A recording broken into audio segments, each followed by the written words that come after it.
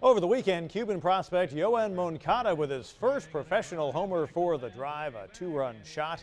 As Greenville and Moncada continue to roll, they open up a brief three-game homestand tonight against Kannapolis. Their magic number to secure a first-half playoff spot and win their division is 16.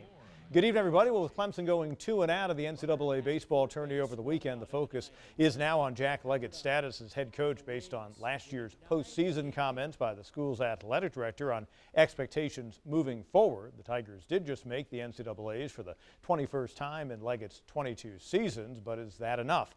Leggett didn't comment on his job status following Saturday's elimination loss. He has 1 year remaining on his contract. Cam Newton also has a year left on his deal with the Panthers, but reports in Charlotte indicate he's about to get an extension, perhaps something in the 5-year, $100 million range.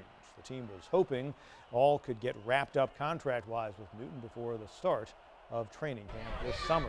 The only head coach in the history of St. Joe's football has moved on. Joe Hyland stepping down last week after starting the program at the Greenville School in 2008 and guiding it for 5 varsity seasons. The Knights winning 26 games over the past 3 years, and the school's athletic director says they hope to name a replacement soon. Elsewhere, UAB said it was doing away with football last December. There was public outcry combined with the miscalculation by the school that they'd be tossed out of Conference USA, and there would go that revenue. So today they announced they're bringing back the sport beginning in 2016. Jimmy Johnson joined an elite group of drivers with Sunday's win at Dover as he held off the field on an overtime restart. Thus, he is in the same category with Petty, Pearson, Waltrip, and Earnhardt Sr., a winner of 10 races at the same track, his 10th Dover win, one in which he simply drove the line, as they say. Just driving hard, working that track bar adjuster as much as I could. Trying to be smart with my line, and I guess guys on two tires weren't all that fast.